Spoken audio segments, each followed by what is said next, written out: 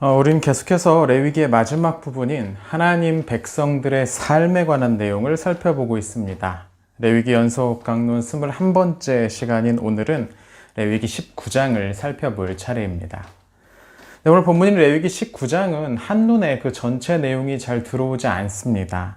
레위기 19장은 한 절 또는 두세 개 절의 그 여러 주제로 명령들이 이루어져 있기 때문이죠.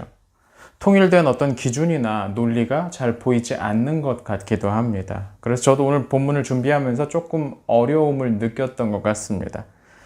사실 원고를 힘들게 쓰고 어렵게 쓰면은 들으시는 분들도 그렇게 느끼시기 때문에 이게 어떻게 될까 좀 약간 염려가 되기도 합니다. 이 본문을 몇 번이나 읽으면서 한참 고민한 끝에 오늘부터 이 세 번에 걸쳐서 이 레위기 19장의 이야기를 여러분에게 해보려고 마음을 먹었습니다. 비록 이 안에 다양한 종류의 규정들이 담겨 있긴 한데 그 안에 어떤 질서나 원리 같은 것이 희미하게 이제 보였기 때문이죠. 그래서 그에 따라서 이제 세 번에 나눌 텐데 그 중에 첫 번째가 오늘 본문인 1절부터 10절까지의 내용입니다. 레위기 19장은 하나님께서 그분의 백성들을 향해서 말씀하시는 장엄한 구절로 시작됩니다. 너희는 거룩하라. 이는 나 여호와 너희 하나님이 거룩함이니라. 여기에는 다양한 의미가 담겨져 있죠. 우선 생각해 볼 수 있는 건 하나님의 백성이란 그분을 닮아가야 하는 존재라는 겁니다. 그런 사명이 있다는 거죠. 이건 아주 독특한 명령입니다. 오랫동안 많은 사람들은 자신들의 모습을 닮은 신을 만들어냈습니다. 신에게도 손과 발이 있고 신도 마치 사람처럼 멋지고 무슨 아름다운 이성을 보면 마음이 동하고 질투하고 다투는 것처럼 그렇게 신을 묘사해 왔습니다. 신들의 싸움 때문에 지상의 사람들의 삶이 좌우되는 것처럼 그렇게 그리기도 했었죠. 근데 생각해보면 만약에 신들이 이런 존재라면, 이런 신들이라면 그들에게서 우리가 배울 게 전혀 없습니다. 그들에게선 아무것도 새로운 게 없으니까요. 신들이 사람의 모습을 닮아서 만들어졌을 뿐이라면 그 안에 무슨 새로운 게 있겠습니까? 당연하죠. 고대 그리스와 이집트, 가나안 사람들은 그래서 그들의 신에게서 배울 게 전혀 없었습니다. 그들에게 신은 자신들과 똑같은 모양의 힘이 조금 더 강한 존재였을 뿐이었으니까요. 하지만 하나님은 달랐습니다. 하나님은 사람들이 자신들의 모습과 성격에 따라서 만들어낸 그런 존재가 아니었습니다. 그분은 사람과는 비교할 수 없는 능력과 성품을 지니고 계십니다. 이사야 선지자가 이야기했던 것처럼 하나님의 생각은 우리의 생각과 다르고 하나님의 길은 사람의 길과 달랐습니다. 때문에 하나님의 백성들은 하나님이 어떤 분이신지 끊임없이 배워야 했습니다. 하지만 그들이 단지 배워서 아는데 그치는 것이 아니고 그렇게 알게 된 그 하나님의 모습을 닮아가는 데까지 이루어져야겠던 거죠. 소위 머리만 커지는 신앙, 아는 것만 늘어나고 말만 많아지는 신앙은 기독교 역사 전체를 놓고 보면 대단히 이례적인 이상한 모습입니다.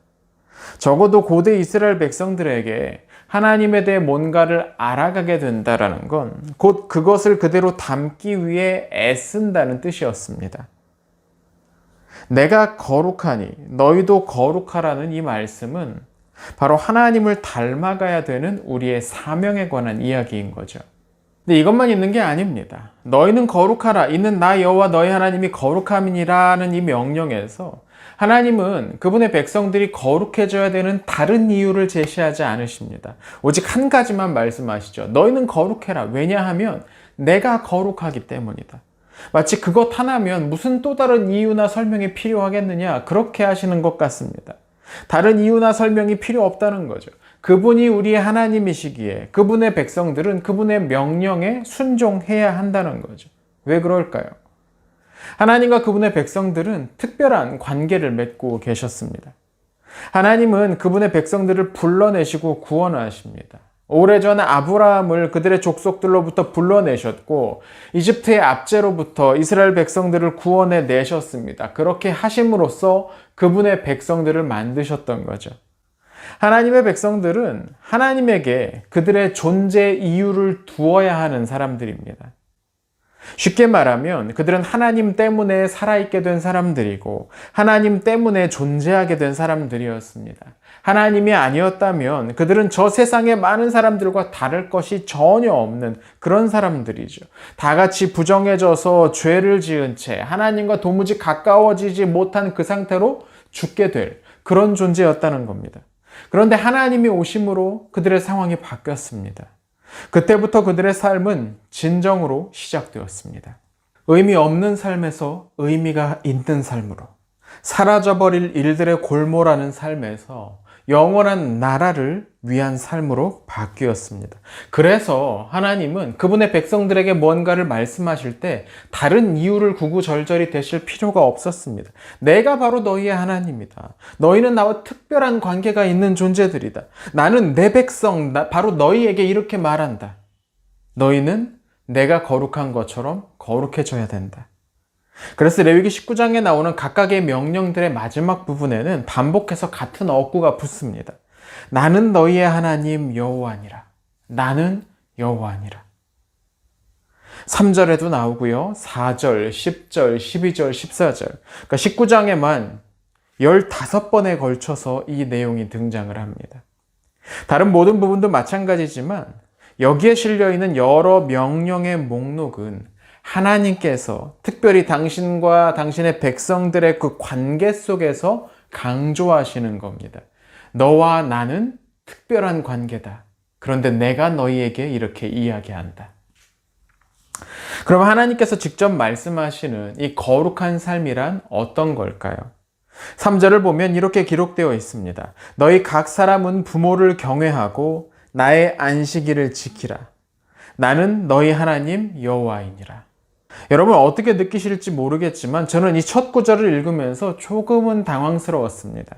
지금 하나님은 그분의 백성들에게 아주 엄숙하게 거룩한 삶이란 무엇인지를 가르치시려고 하고 계십니다. 그런데 그 첫 번째 명령이 뭐냐면 너는 내 부모를 공경해라. 내 부모를 경외하라. 또 안식일을 지켜라. 이 두 가지 명령을 하고 계시는 거죠. 이 거룩한 삶이라고 하면 조금 더 뭔가 거창하고 뭔가 좀 더 신비적이고 이런 게 거룩한 거구나. 이게 어떤 하늘의 삶이구나. 그런 것 같은 느낌의 명령을 주셔야 될 것 같은데 지금 하나님께서 주시는 명령은 그런 기대를 여지없이 깨버립니다. 네 부모를 공경하고 안식일을 지켜라. 여기서 경외로 번역되는 히브리어 야레는 보통은 사람이 하나님을 대할 때 느끼는 두려움, 경외심을 가리키는 표현입니다. 그러니까 이 단어에 집중해 보면 각 사람이 자신의 부모를 마치 하나님을 두려워하듯 하나님을 경외하듯 그렇게 대하라는 그런 의미로 보입니다. 부모를 이 땅에서 하나님을 대신하는 존재라고 보는 유대인들의 사고는 이 성경 여기에서 나오는 거죠. 부모를 공경하는 것이 거룩한 삶인 이유가 무엇일까요? 지난 시간에도 말씀드렸듯이 부모와 자녀로 구성된 가정이야말로 거룩한 백성, 하나님 백성 공동체를 이루는 최소 단위이기 때문입니다. 오늘날은 개인주의가 워낙에 심해지다 보니까 보통 뭔가의 최소 단위를 그냥 한 개인으로 봅니다. 근데 고대에는 달랐죠. 그들은 언제나 가족 단위로, 가문의 이름으로 공적인 생활을 했습니다. 어떤 조직이든 제대로 기능하기 위해서는 건전한 리더십이 필수적입니다. 가정도 마찬가지죠. 만약 어떤 가정의 구성원들이 그들의 부모를 공경하지 않고 제멋대로만 행동한다면, 부모의 권위를 부정하고 자신만 내세운다면 우선 가정이 망가질 겁니다. 가정이 망가졌는데 하나님 백성 공동체가 건강하게 세워진다면 그게 이상한 일이겠죠. 물론 여기서 경외하라는 말은 자녀가 부모에게 일방적이고 절대적인 복종을 해야만 한다, 그런 의미는 아닐 겁니다.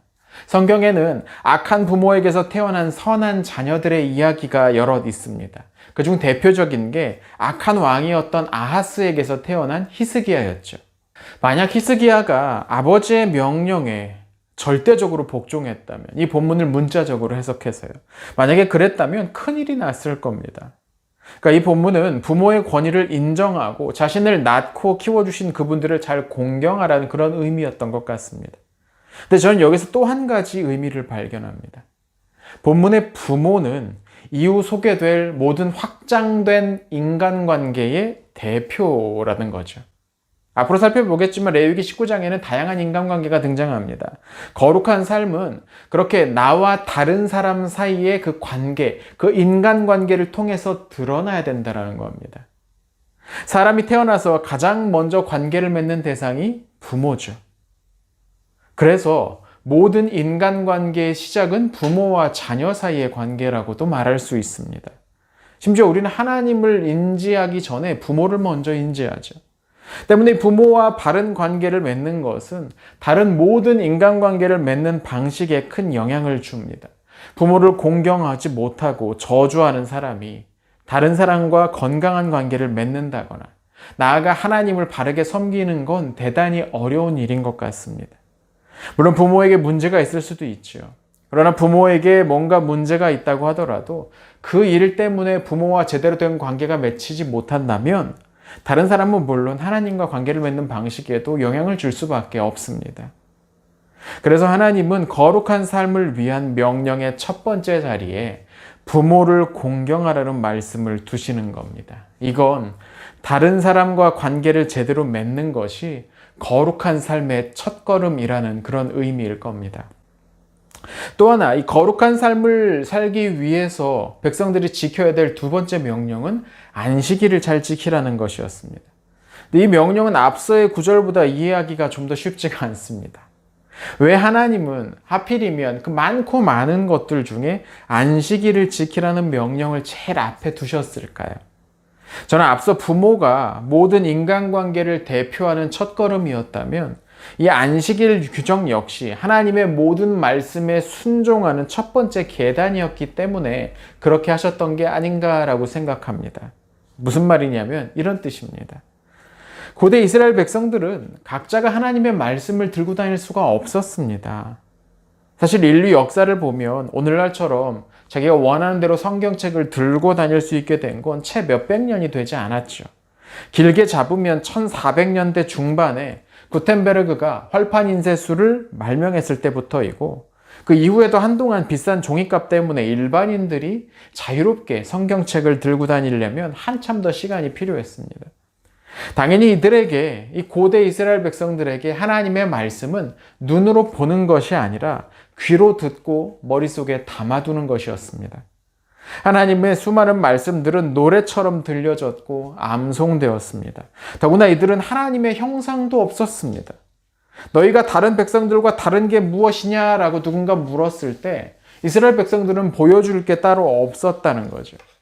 근데 그랬던 이스라엘 백성들이 우리가 하나님의 백성이다라는 것을 보여줄 수 있는 가장 확실하고 또 눈으로 볼 수 있는, 심지어 직접 몸으로 경험할 수 있는 규정이 바로 안식일 준수 규정이었을 겁니다. 7일 중 하루를 정해서 말 그대로 아무 노동도 하지 않고 쉬면서 보내는 이 관습은 하나님께서 시간의 창조주이심을 인정하는 것입니다. 하나님께서 이 세상의 주인임을 인정할 때 비로소 그렇게 아무 일도 하지 않고 쉴 수 있는 거죠. 그렇게 쉬지 않고 일하지 않아도 하루를 쉬어도 하나님께서 그들의 삶을 책임져 주실 것이라는 믿음의 표현이 안식일 준수였습니다. 고대 이스라엘 백성들은 하나님의 말씀을 기록한 책도 하나님의 형상으로 만들어진 신상도 없었지만 안식일의 쉼으로써 다른 민족들을 향해 자신이 어떤 신앙을 가지고 있는지를 보여줄 수 있었습니다. 그러니까 이 안식일 준수는 다른 모든 하나님의 명령을 지키는 삶을 가장 눈에 띄게 보여줄 수 있는 일이었다는 거죠. 저는 이런 차원에서 거룩한 삶의 첫 계명으로 안식일을 지키라는 명령이 제시된 게 아닌가 생각합니다. 즉 이것은 안식일을 기억하여 지키라는 거룩하게 지키라는 그 10계명의 제4계명을 말하기도 하지만 보다 확장한다면 안식일 준수로 대변되는 하나님의 명령 전반에 걸친 충성을 요구하는 명령이라는 거죠. 이렇게 보면 이 4절에 신상을 만들지 말라는 명령과 5절부터 9절까지의 화목제물을 이틀 내로 다 먹으라는 명령들과도 자연스럽게 연결됩니다. 이런 것들은 하나님의 백성들이 하나님을 섬기면서 지켜야 될 규례들로서 하나님의 말씀을 따라서 그분을 섬겨야 한다는 규정입니다. 하나님을 섬긴다면서 하나님의 형상을 만들어 섬긴다거나 하나님께 예물을 바친다면서 하나님이 지정하시지 않는 자기 마음대로 그런 모습으로 하나님을 섬기고 그런 것들은 인정되지 않는 겁니다. 요약하면 레위기 19장의 이 첫 명령은 거룩한 삶이란 무엇인지를 두 가지 차원에서 설명하는 겁니다. 하나는 부모로 상징되는 동료 인간들과의 관계를 바르게 맺는 것이 거룩한 삶이다라는 것이고, 또 다른 하나는 하나님과 바른 관계를 맺는 것이 거룩한 삶을 사는 것이다라는 겁니다. 이 두 가지가 거룩한 삶을 살아가는 시작이라는 거죠. 이 두 가지는 오늘 본문에서 서로 분리되지 않은 채로 나옵니다. 부모를 경외하는 것과 안식일을 지키라는 것이 아무 어색함 없이 그냥 동시에 함께 제시되고 있는 거죠. 본문 9절과 10절에 나오는 추수 때의 규칙은 이 두 가지가 어떻게 결합되는지를 보여줍니다. 여기 아주 흥미로운 내용이 있는데요. 추수 때가 되어서 밭에 곡식을 거둘 때 밭 가장자리에 남은 것까지 다 추수하지 말라고 하나님은 말씀하십니다. 또 과수원의 열매들도 남김없이 다 따지 말고 일부는 그대로 남겨두라, 나무에 매달린 채로 남겨두라는 내용도 있습니다. 왜 그랬을까요? 그 땅에 가난한 사람들과 거류민들, 즉 일시적으로 거주하는 사람들을 위해서였습니다. 이들은 넉넉지 못했기 때문에 풍성한 식량을 가지기가 어려웠을 겁니다. 주로 질 낮은 식재료를 선택했겠죠. 하지만 이 추수철이 되면 달랐습니다. 하나님은 이들이 1년에 며칠이라도 신선한 곡식과 열매를 가져다가 먹을 수 있도록 밭과 과수원을 적당히 수확하라고 말씀하십니다. 근데 이 명령에도 역시 나는 여호와, 너희 하나님 여호와니라는 문구가 붙어 있습니다. 하나님의 백성이 가나안 땅에 들어가서 얻게 될 땅은 하나님께서 거저 주신 것이었습니다. 그들이 수확할 수 있는 것도 하나님이 주신 은혜 때문이었죠. 그러니 그 땅에서 얻을 수 있는 것, 그 얻은 것을 처분하는 것에도 하나님의 뜻이 반영되게 해야 된다는 논리입니다. 여기에서 하나님을 섬기는 것과 이웃과 좋은 관계를 맺는 것이 서로 연결되는 모습을 우리는 볼 수 있습니다. 거룩한 삶이란 깊은 산속에 들어가서 다른 일은 전혀 하지 않은 채 오직 기도에만 전념하는 그런 게 아닙니다. 오늘 본문에 나온 것처럼 거룩한 삶이란 하나님과 그분의 말씀에 겸손하게 순종하는 것뿐만 아니라 동료 인간들, 이웃과 가족들을 예의로 대하고 바른 관계를 맺어가는 일을 포함합니다.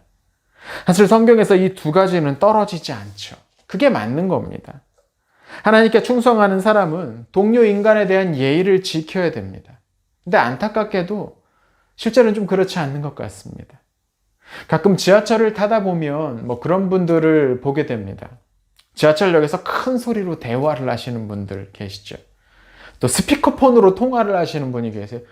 좀 자기 귀에 대고 통화를 하면 되는데 스피커폰을 켜가지고 옆에 있는 사람도 다 내가 무슨 통화하는지 들어라! 이렇게 통화하시는 분들이 계십니다. 근데 되게 민망할 때가 언제냐면 그렇게 큰 소리로 떠들거나 통화를 할 때 그 통화 가운데 집사님이 어쩌고 우리 목사님이 이번에 뭐 하시는데 이런 식의 이야기가 들려질 때입니다. 그럼 제가 민망해가지고 괜히 눈치를 살피게 됩니다. 사람을 배려하는 건 하나님을 섬기는 일과 분리되는 게 아닙니다. 하나님이 창조하신 동료 인간들을 예의로 대하고 사랑하는 것이 그게 사람을 위한 일이기만 하겠습니까?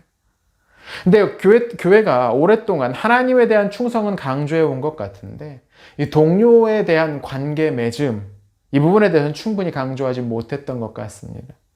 다른 사람에게 민폐를 끼치면서까지 우리는 기도회를 해야 되는 거고 다른 사람에게 위협을 주면서도 우리는 예배해야 된다. 그런 모습들을 종종 봅니다. 산꼭대기 올라가서 정상에 올라가서 큰 소리로 찬송가 부르고 자기들끼리 통곡하며 기도하는 그런 모양들을 보게 됩니다. 다른 등산객들이 많이 있는데도 불구하고요. 이런 부분을 회복하지 못하면 앞으로 교회는 점점 더 어려워질 겁니다.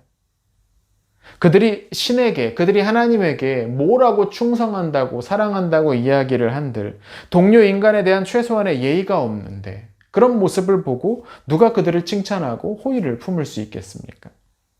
근데 저는 요즘 교회를 향해서 특별히 이런 시선들이 많이 보이는 것 같습니다. 그들이 아무 이유 없는 억측과 오해로 그런 말과 행동들을 한다면 그냥 억울한 마음이 들 텐데, 그런 게 아닌 것 같아서 마냥 억울하다고만 말할 수도 없죠. 이런 상황은 누구보다 하나님이 슬퍼하시지 않겠습니까? 교회 다니는 사람은 이기적이라고 자기만 생각한다는 말이 돕니다. 교회 다니는 사람은 말만 번지르르 하다는 그런 사람도 있습니다. 근데 레위기 이 광론을 하면서 벌써 몇 번이나 나타났듯이 하나님이 원하시는 거룩은 성전 안에서만 혹은 성소 안에서만 만들어지는 거룩이 아닙니다. 하나님이 말씀하시는, 하나님이 원하시는 거룩은 일상 속에서 나타나야 합니다. 특히 오늘 본문에서는 사람에 대한 건강한 관계와 하나님에 대한 바른 관계가 서로 단단하게 결합된 채로 등장합니다. 둘은 떨어지지 않는 겁니다. 사람에 대한 예의는 그 사람을 창조하신 하나님에 대한 경외로 나타납니다. 우린 시야를 좀 더 넓힐 필요가 있는 겁니다. 나와 내 가족, 내 교회는 물론 그 너머에 사회를 위한 공헌을 해야 되는 거죠. 사회를 위한 공헌이라고 해서 뭔가 엄청나게 크고 대단한 것만 있는 게 아닙니다. 우리 주변의 여러 사람들을 위한 작은 관심과 친절, 도움도 모두 사회를 위한 공헌, 인간을 위한 공헌이라고 할 수가 있죠. 아파트 관리를 하시는 분에게 친절하게 인사하고 가끔 음식을 나누는 것도, 공공장소에서 다른 사람에게 피해를 주지 않기 위해서 신경을 쓰는 것도 모두 사회를 위한 공헌의 한 가지일 겁니다. 본문에 부모가 확장된 모든 인간관계의 대표라고 하더라도 우리는 그 1차적인 대상인 정말로 이 부모에 대한 경외도 잊지 말아야 될 겁니다. 부모를 공경하는 건 거룩한 삶의 시작인 겁니다. 저는 우리가 그리스도인다운 효의 모습을 제대로 보여주어야 된다고 생각합니다. 늘 뒤늦게 깨닫게 되는 건데, 부모님은 우리가 효를 다할 때까지 기다려주지 않으시는 것 같습니다. 이번 한 주 우리 때문에 그리스도인들에 대한 인상이 달라지는 그런 한 주가 되었으면 좋겠습니다. 온전히 우리 삶 안에 하나님이 원하시는 거룩을 담아내는 그런 삶을 살게 되기를 축원합니다. 함께 기도하겠습니다. 하나님, 거룩한 삶의 패턴이 저희 안에 새겨지게 하여 주옵소서. 거룩한 삶이 저희 안에 습관이 되어서 자연스럽게 흘러나오게 하여 주옵소서. 특히 이번 한 주 저희가 만나는 사람들마다 저희 안에 있는 이 거룩의 빛을 볼 수 있게 하여 주옵소서. 예수님 이름으로 기도합니다. 아멘.